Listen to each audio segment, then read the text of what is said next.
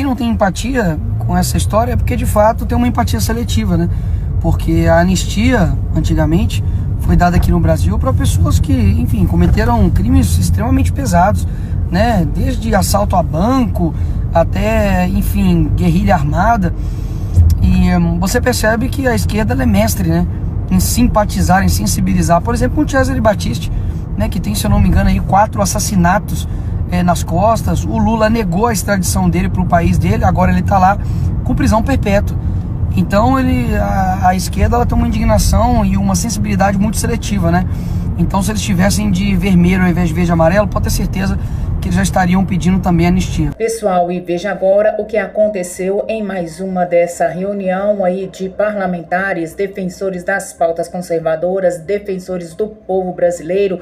Essa reunião que aconteceu ali diante da comissão da OEA, pessoal, ali são denúncias gravíssimas que estão sendo feitas. E veja agora o que disse o deputado Nicolas Ferreira. Ele colocou a boca no trombone e falou aquilo que poucos têm coragem de dizer. Pessoal, é um absurdo o que vem acontecendo, o cerceamento da liberdade de expressão, o cerceamento aí das redes sociais. Pessoal, isso não pode ficar da mesma forma que está. Por isso, eles vieram aí para investigar o que na verdade tem sido feito aí através de tantas denúncias há tanto tempo, em todos esses meses após aí aqueles atos de 8 de janeiro. E eu já te peço que fique conosco nesse vídeo, preste bastante atenção, porque essas informações são bombásticas. Essas informações você não vai ver na grande mídia de televisão, nas grandes redes de televisão. E eu já te peço que se inscreva no canal e deixe a sua opinião sobre esse vídeo aqui pra gente nos comentários.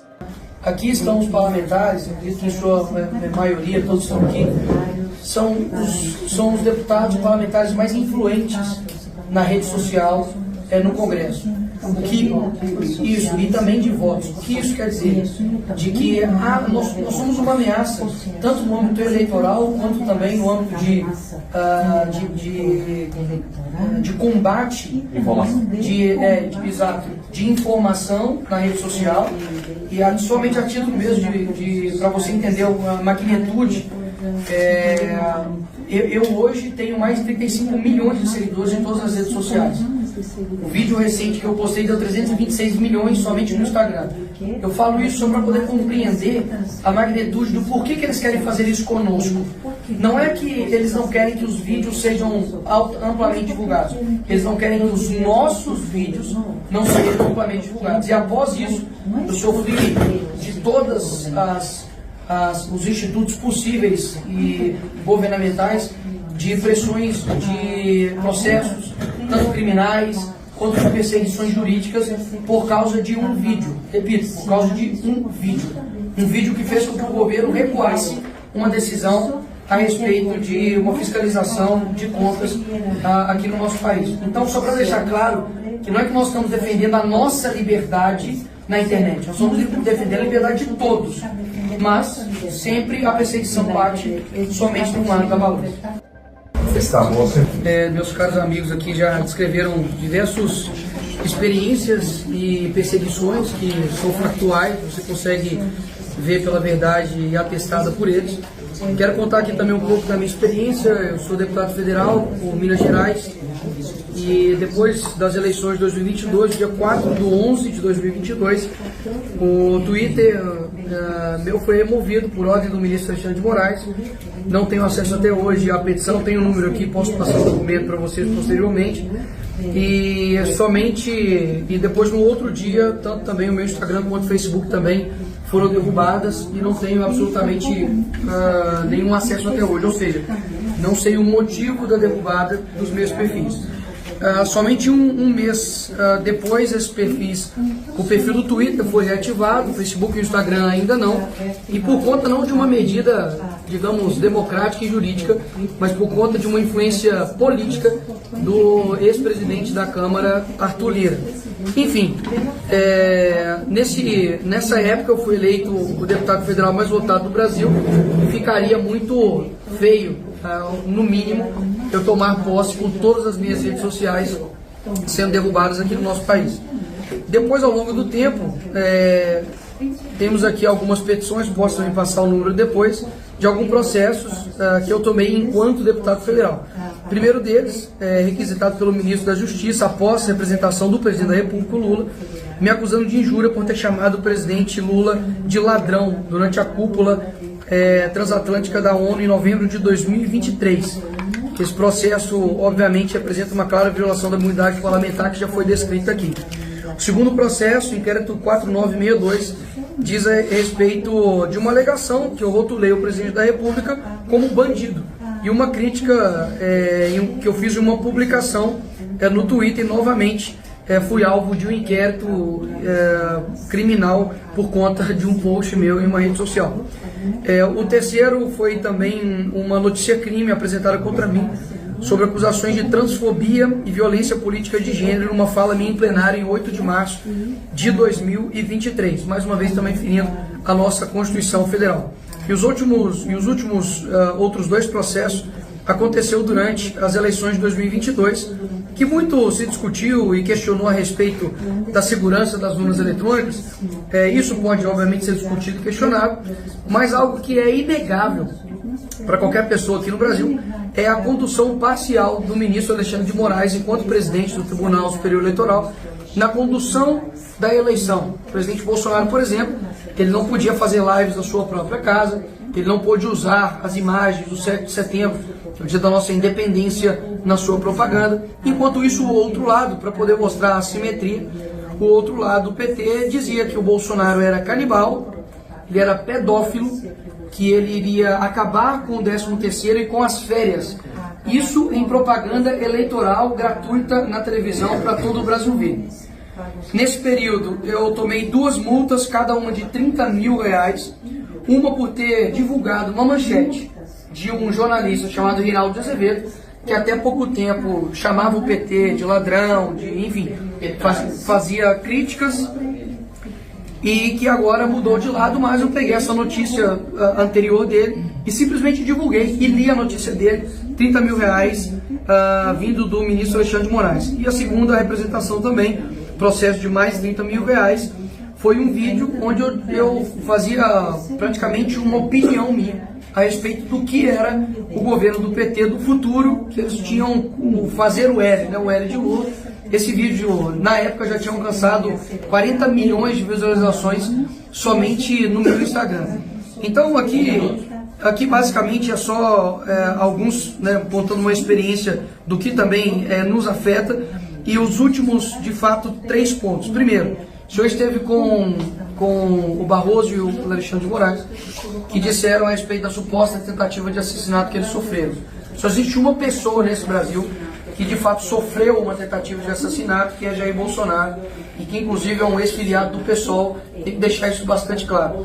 Segundo ponto é que eu gostaria que essa reunião tivesse sido anterior a deles, que eu gostaria que você tivesse feito uma pergunta para o ministro Alexandre de Moraes, no seguinte sentido: ministro Benedito, quando foi anunciada a vitória do presidente Lula no Tribunal Superior Eleitoral, ele vai até o ministro Alexandre de Moraes e diz: missão dada é missão cumprida.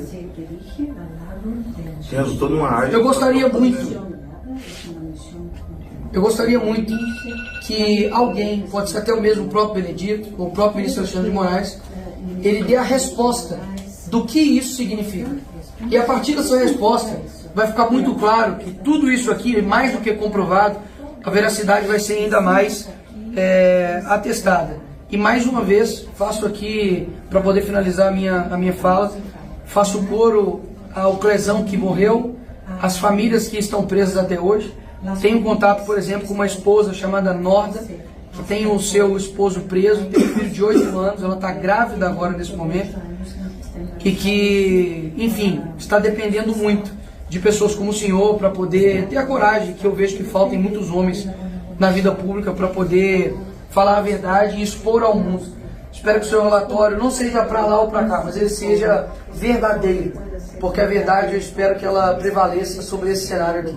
Obrigado, Pedro Vaca, e que o Senhor te abençoe. Pessoal, quero mandar esse vídeo aqui não somente para as pessoas que estão sofrendo, né, com seus familiares presos, alguns, enfim, foragidos, e por conta de um revanchismo mesmo, né, político do Alexandre de Moraes, de colocar apenas em pessoas que não cometeram crimes, outras depredaram patrimônios públicos e estão, enfim, tendo penas aí de 17 anos. Como é o caso aqui da Débora, né, que perdeu o mané com um batom na estátua ali em frente ao STF e pegou aí uma pena de 17 anos, coisa que nem um estuprador, homicida, enfim, traficante pega aqui no nosso país. De que nós tivemos uma reunião juntamente com o Hugo Motta hoje para poder apresentar o caso da Vanessa, que é uma mãe que tem 6 filhos e, enfim, filhos órfãos, né, mas de um pai vivo, até mesmo porque ele está, enfim, foragido. E a situação muito delicada, muito sensível, e ele literalmente não fez nada. Eu vou contar a história aqui dele. Ele chegou depois da quebradeira, já tinha, enfim, finalizado tudo, só que nesse momento o avião começou a jogar bombas para poder, enfim, dispersar as pessoas, e ele entrou dentro do Planalto. E ele falou que, poxa, vi lá que tinha pessoas orando, alguns em pé, enfim, esperando, autoridades, policiais, e ele se refugiou. E por curiosidade, né, por querer ver o que estava acontecendo, acabou aí pagando um preço muito alto, né, pela sua curiosidade. Porém, um ponto importante é que criminoso que comete um crime e fica na cena do crime. Ou seja, é mais uma prova de que, de fato, por ele não ter cometido nenhum crime, ele estava ali, enfim, daqui a pouco você é direcionado para poder sair daqui em segurança e vai dar tudo certo. E infelizmente não foi isso que aconteceu. E hoje a Vanessa, que é mãe desses 6 filhos, pôde contar toda a sua história para o presidente Hugo Motta, que, enfim, o único compromisso que ele fez foi o diálogo. E esse compromisso é importantíssimo, até mesmo porque é através do diálogo que você sensibiliza, é através do diálogo que você consegue, né, enfim, fazer com que as pautas andem aqui nessa casa. É óbvio que nós temos uma meta de antes, né, aí do recesso do meio do ano, a gente consiga, que seja para colocar isso em pauta. E uma coisa que eu peço para vocês, assim, encarecidamente, para poder pedir aí para o seu deputado, enfim, para o seu senador, é de que vote favorável à anistia, porque a justiça tem pressa, né? Se fosse teu pai, sua mãe, enfim, seu avô, seu tio, sua tia, sua filha, como você estaria, né? Cada dia sem um teu pai é um desespero, né, para aquelas crianças. Então, assim, se você escuta a história, né, dessa mãe, juntamente com essas crianças, olha no olho delas, é impossível você não ter empatia, né? E quem não tem empatia com essa história é porque, de fato, tem uma empatia seletiva, né? Porque a anistia, antigamente, foi dada aqui no Brasil para pessoas que, enfim, cometeram crimes extremamente pesados, né? Desde assalto a banco até, enfim, guerrilha armada. E você percebe que a esquerda ela é mestre, né, em simpatizar, em sensibilizar. Por exemplo, com o Cesare Battisti, né, que tem, se eu não me engano, aí 4 assassinatos nas costas. O Lula negou a extradição dele para o país dele, agora ele está lá com prisão perpétua. Então a esquerda ela tem uma indignação e uma sensibilidade muito seletiva, né? Então, se eles estivessem de vermelho ao invés de verde e amarelo, pode ter certeza que eles já estariam pedindo também anistia. Vamos continuar conversando, trabalhando, porque a justiça tem pressa. Já que o presidente Lula tem um problema grave de popularidade, já que caiu 5 pontos percentuais esse mês, a maior queda, provavelmente, que já viu na história, ele saiu tentando encontrar quais são as desculpas. Segundo o marqueteiro de plantão lá, o problema é a comunicação. O que eu concordo em parte. Toda vez que o governo comunicar o que ele quer fazer, anotem, é problema, porque tudo é ruim.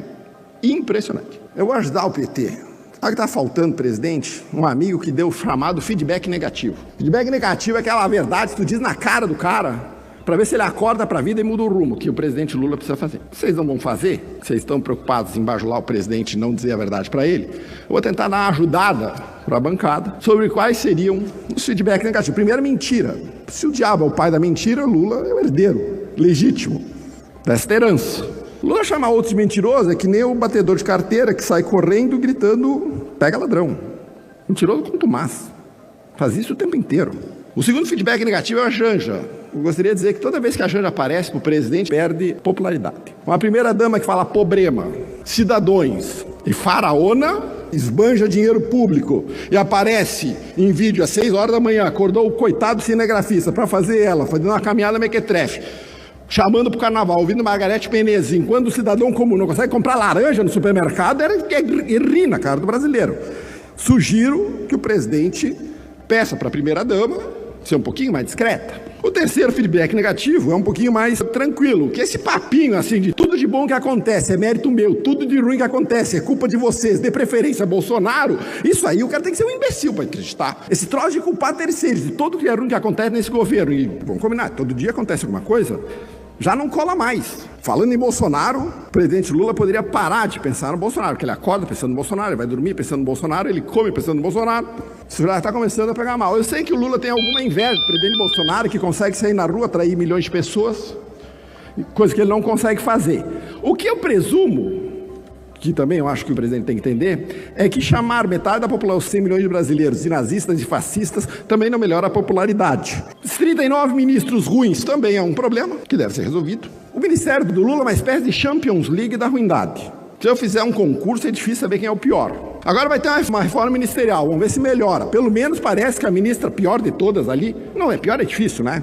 Mas das piores, a Anísia Trindade parece que vai ser trocada por alguém competente, coisa que ela absolutamente não é. O outro feedback negativo é essa megalomania de que Lula é um líder mundial. Lula não é respeitado em nenhum lugar. Lula é absolutamente irrelevante. A diferença entre o presidente Lula e o presidente Bolsonaro é que o presidente Bolsonaro nunca disse que era líder.